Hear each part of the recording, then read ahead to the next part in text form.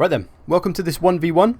I wanted to do something a little bit different for a change. So I've been trying to think up some kind of quirky armies that I could use that would be a little bit more interesting than the balanced army that I normally bring.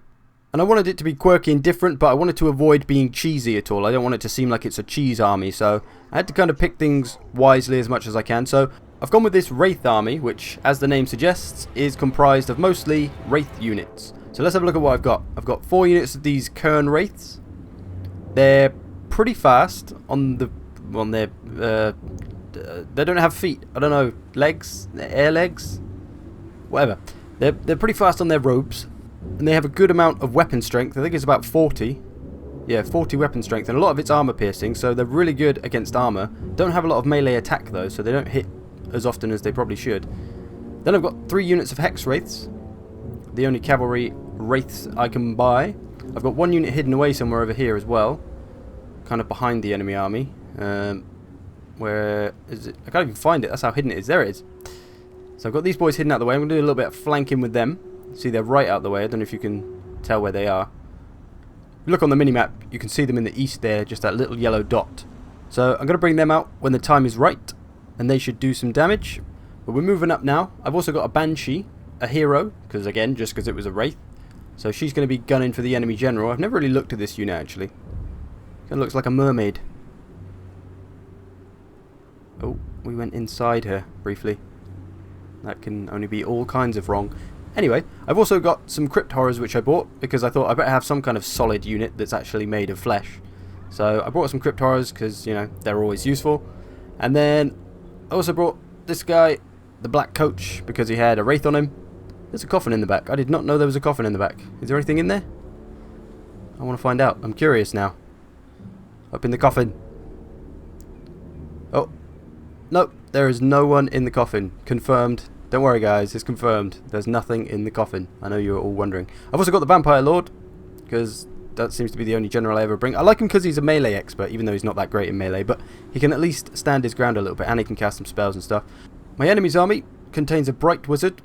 Now if you don't know, fire spells are particularly strong against units that have regeneration, so that's probably a wise choice to bring against the vampire counts.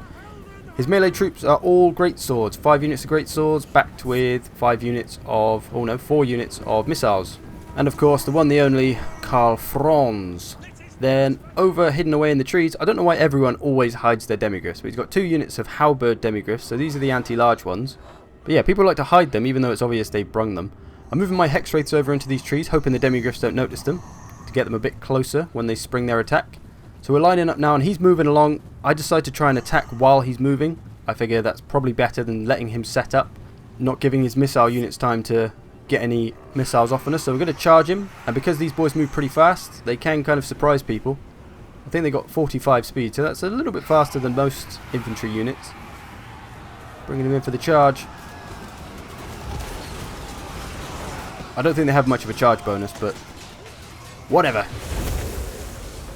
Crypt Horrors are moving in. He's just cast some sort of buff. So I'm engaging all his greatsword units head on. Oh, a nice charge from the Black Coach there. This battle is actually really even in terms of numbers. We've both got 5-on-5 melee units sort of going on. In the back I've used one of my Hex Wraith units to kind of block for the other Hex Wraith unit. This is the hidden one coming in now.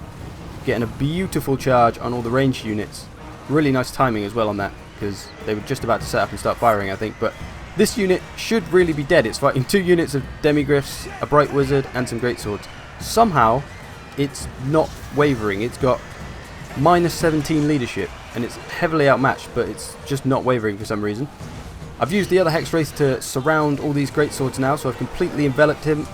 And a couple of things about Wraith units. Number 1, they cause terror, which gives a morale penalty. So when I've got them surrounded like this, and they're taking the attacked in the rear penalty and the terror, I'm just going to be able to scare off and make their units rout really easily. And the second thing is that Wraith units are ethereal, so they don't take as much physical damage. They have an 80% reduction in physical damage. 80%, that's humongous. So all these greatsword units, really powerful. Not so much against Wraiths, because they can't do as much damage as they normally should. So Wraith units, while they have no armor, they are very hard to kill because of the ethereal trait. And I've ranged a unit of zombies here. This was sort of an attempt to keep the demigriffs and other units from coming over and helping all the surrounded units, so I just kind of raised them to tie things up a bit. But all these units in the centre, some of them are routing now. He's just cast a buff on his great swords. What is that?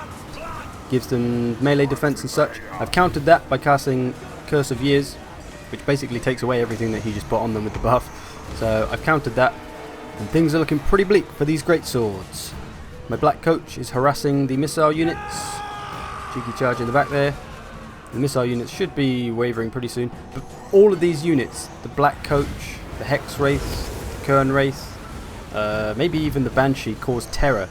So most of these units are running away now, probably based on that more than the fact that they're losing or anything. I've got Karl Franz tied up now. I've got my banshee on him. I've got my vampire lord on him, trying to get him dead. You can see he's trying to move him out of there to save him, but he doesn't have the life to escape. And he catches a nice little stab in the back from the banshee. And Karl Franz is no more.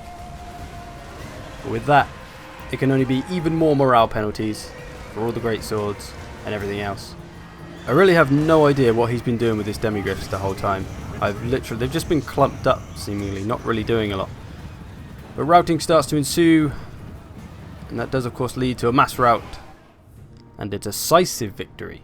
So a decisive victory there with a Wraith army, what was meant to be somewhat of a jokey army. Let's have a look at some of the kills. See, basically no kills bar one unit for the great swords. Skirmishers did nothing, demigryphs did a little bit, and even my army, my Kern Wraiths don't really have a lot of kills. My Hex Wraith did really well. Everything else was kind of average or rubbish, basically. So that's interesting. I think that battle pretty much came down to the terror that all these units cause. So basically, we just scared half of their army off rather than killing them, which is quite cool that you can kind of play that way and you can work towards scaring an army off rather than killing it. Not that I'd advise bringing a Wraith army, but a couple of units that can cause terror like this can be really useful, especially if you can get them flanking. They'll give massive morale penalties and leadership penalties. So that's a really interesting thing that you could use to your advantage. Obviously this is mainly a vampire counts thing, but of course other factions have units that can cause terror, so it can work all the same. But with the Wraiths, because they're ethereal and they're so hard to kill because of the physical damage resistance, it seems to make them good against really tough units. For example, I've seen a couple of units of Kern Wraiths take down steam tanks pretty quickly. Anything with high armor is going to take a lot of damage from the Kern Wraiths because of their armor piercing. And with highly armored units tends to come a lot of damage that they can do as well. It's not a problem for the Kern Wraiths because they have the physical resistance. So that's what I think makes them so good against these higher tier units. But anyway, about the battle, not really sure what my opponent could have done to try and win this. He could have used his demigryphs a lot better. He didn't really seem to do anything with those. They just seem to be stuck most of the time. If he flanked around and charged me in the back a little bit with those, he probably would have been better off. He didn't bring any spear units as well, which is what I noticed, but I guess maybe his halberd demigryphs were meant to do that. But either way, a fun battle. Thanks for watching. I hope you've enjoyed this. I'll be doing some more of these quirky armies, so keep it locked here.